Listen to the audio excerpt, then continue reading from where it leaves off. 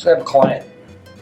She, there's no secret here, I'm not telling anybody, but she's coming back from a trip from Paris. She's given she's given an apple on her flight back.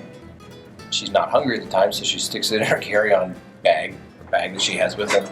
And then she is going through customs, and she gets this flag for extra screening for whatever reason.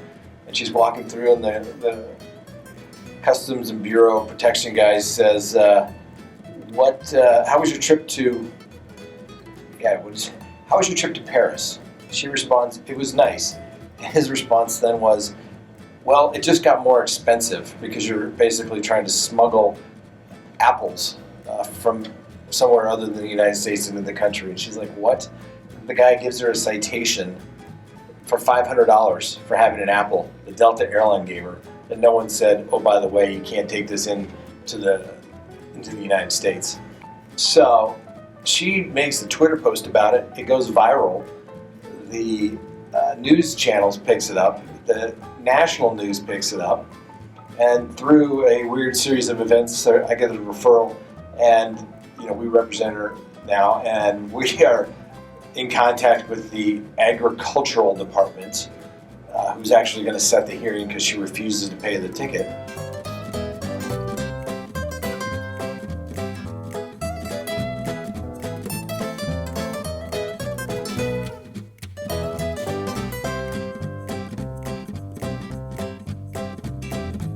Which I would too. It's absolutely ridiculous, and this is why people hate the government. We have terrorists trying to cross the border, drugs coming across the border, and the best they can come up with is an apple that a lady who's never had anything more than a speeding ticket brings in because Delta Airlines gave it to her. Figures she'd have it on her flight to Denver from Minneapolis. It's absolutely ridiculous. And so, of course the politicians are all, bending over backwards wanting to help. But, why don't they do something beforehand? Like, I don't know, make these people exercise common sense, because they could have literally just thrown the apple away. But they wanted to fine her $500. It's ridiculous. And that's why people hate the government, because it's the bureaucracy. And to come to think of it, they actually have hearing officers to hear apparently apple smuggling cases. So I don't know.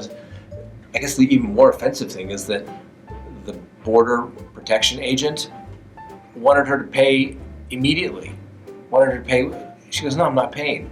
And then he wanted her to use a credit card, and she refused. It's absurd.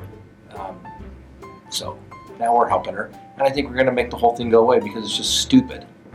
No common sense. And clearly that guy was obviously having a bad day. His wife probably yelled at him for not taking the garbage out, and he took it out on, our client. It's just ridiculous.